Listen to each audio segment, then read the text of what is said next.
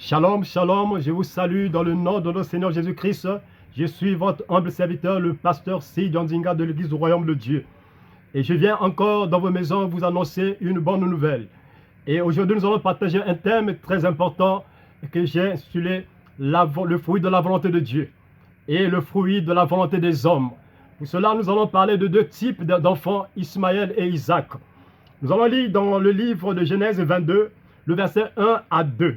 La Bible dit ceci: après ces choses, Dieu mit Abraham à l'épreuve et lui dit: Abraham, il répondit: me voici. Dieu dit: prends ton fils, ton unique, celui que tu aimes, Isaac, va-t'en au pays de Morija, et là offre-le en holocauste sur l'une des montagnes que je te montrerai. C'est Dieu qui parle à un père.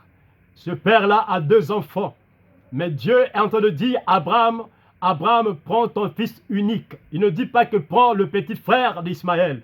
Dieu considère Isaac, mais Dieu n'a jamais considéré Ismaël. Il parle selon ce qu'il a comme information au niveau du ciel, parce que Ismaël avait l'acte de naissance auprès de Dieu. Pourquoi je parle de l'acte de naissance? Vous allez remarquer, Dieu dit: Abraham, prends ton fils unique. Mais lorsque vous lisez la parole, vous allez remarquer, Abraham a eu un enfant avec Agar, mais qui n'était pas dans la volonté de Dieu. Combien de personnes aussi nous avons Ismaël dans nos maisons, Ismaël dans nos vies? Ismaël peut être quelque chose que tu as reçu. Ça peut être une voiture, bien-aimée, parce que tu as demandé à Dieu une voiture, demandé à Dieu quelque chose.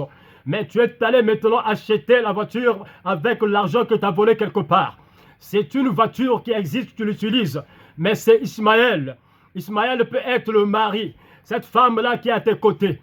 Et tu sais que cela n'est pas dans la volonté de Dieu. Mais quand même, tu gardes cette femme-là dans ta maison, cet homme-là dans ta maison.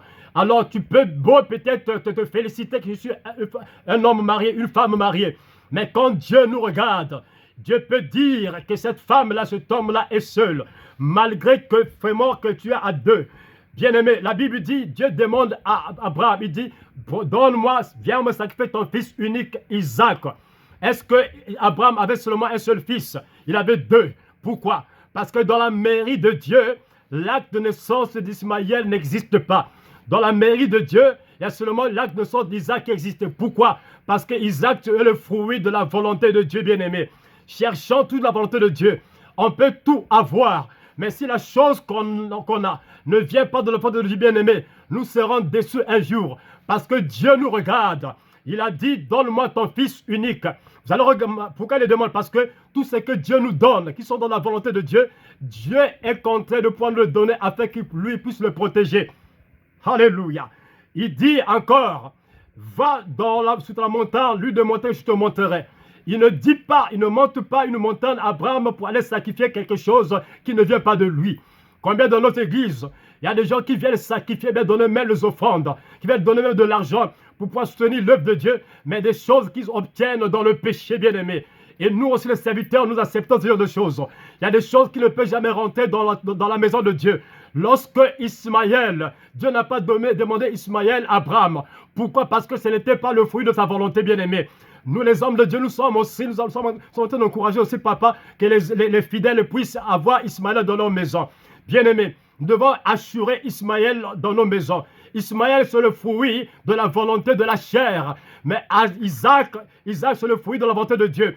Une volonté, le résultat d'une volonté de Dieu apporte toujours la joie et la paix, la sécurité, parce que Dieu lui-même va protéger ce qu'il nous a donné, bien-aimés. Nous devons persévérer dans la prière. Pourquoi Abraham a eu Ismaël? Parce qu'Abraham regardait le temps. Le calendrier d'Abraham était différent du calendrier de Dieu. Abraham regardait que l'âge était en train de voler. Abraham regardait qu'il était en train d'atteindre vraiment, il était en train d'avancer dans l'âge. Mais il a oublié, Dieu n'a pas le même calendrier que nous. Quand Dieu te promet quelque chose, bien-aimé, reste dans la volonté de Dieu. Quand tu restes dans la volonté de Dieu, Isaac viendra toujours. Isaac, plutôt lorsqu'il arrive, il n'arrive pas dans la précipitation. Pourquoi? Parce que Dieu doit préparer déjà le chemin d'Ismaël. Il doit préparer déjà l'endroit où Ismaël viendra vraiment se reposer. Mais lorsque nous recevons Ismaël vient avec un temps court. Parce que les chrétiens ne sont pas patients. Dans ce passage, on nous montre aussi le fruit de la volonté de Dieu n'est que le résultat de manque de patience. Quand tu n'as pas la patience, bien-aimé, attends-toi seulement à Ismaël. Mais nous devons avoir la patience parce que Dieu veut que nous puissions attendre ce qui vient de lui. Ce qui vient de lui, bien-aimé, ça peut prendre du temps. Mais lorsque nous accrochons à Dieu, parce que lorsqu'il promet, il réalise toujours. Il a promis à Abraham, qu'Abraham sera le père de plusieurs enfants. Mais Abraham a regardé l'âge, bien-aimé. Peut-être quand je suis en train de parler à quelqu'un qui est en train de se poser la question, Ismaël, ça peut être ce que tu es dans ta maison. Ça peut être un sac de Louis Vuitton que tu portes que tu gardes dans ta maison. Parce que tu sais que tu as demandé quelque chose, Seigneur, puisque je veux avoir l'argent. Mais tu es allé te prostituer. Tu es allé peut-être prendre l'argent chez quelqu'un et que tu m'aimes pas. Et tu as acheté le sac. Le sac qui est dans ta maison devient Ismaël. Mais attends-toi vraiment à Isaac, bien-aimé. Avant que Dieu puisse honorer sa parole, il faut que on puisse se détacher de Ismaël. Ismaël, vous l'avez remarqué, Dieu va dire même à Abraham, chasse cet enfant-là. Parce que la femme a reçu maintenant l'inspiration. Dieu a utilisé la femme pour dire à Abraham, je ne veux plus cette femme-là, je ne veux plus cet enfant-là. Mais Dieu n'a pas résisté, Dieu n'a pas appuyé Abraham pour dire, puisque c'est son sang bien-aimé. Il y a des choses que tu gardes encore. Si cette chose-là est Ismaël, un jour Dieu va te demander de se libérer de ça. Parce que Dieu veut que nous puissions aller offrir à lui, sur la montagne que Dieu te montrera, des choses qu'il nous a données. La volonté de Dieu, c'est une volonté qui donne la paix et l'assurance. C'est une volonté vraiment qui apporte la joie. Bien-aimé, ça peut être une richesse, mais cette richesse, tu ne l'as pas reçue dans la volonté de Dieu, bien-aimé. Cette richesse ne peut jamais apporter la joie dans ta maison, dans ton foyer. Combien de ceux-là sont en train de vivre des moments difficiles parce qu'ils ont Ismaël dans leur maison, dans ta vie. Ismaël ne peut jamais être demandé par Dieu. Mais Isaac, ce qui coule dans la volonté de Dieu, c'est ce que Dieu demande aussi. Pose-toi la question, posons-nous la question. Qu'est-ce que nous avons dans notre vie? Est-ce qu'on a Isaac ou bien Ismaël? Si tu as Isaac, glorifie Dieu. Mais si tu attends Isaac, alors fais attention à Ismaël. Ismaël, c'est le manque de patience et que le diable viendra maintenant de proposer une solution. Une solution qui n'est pas dans le plan de Dieu. Bien-aimé, lorsque nous prions, nous devons croire. Quand Dieu promet quelque chose, Dieu n'envoie pas des choses dans l'ascenseur. Dieu utilise l'escalier pour venir. Parce qu'il prépare d'abord le chemin. C'est comme lorsqu'il est venu dans ce monde. Il a d'abord utilisé celui qu'on appelle Jean-Baptiste pour préparer le chemin.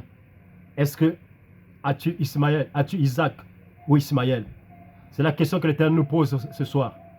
Et répondons à cette question. Que l'Éternel nous bénisse. Amen.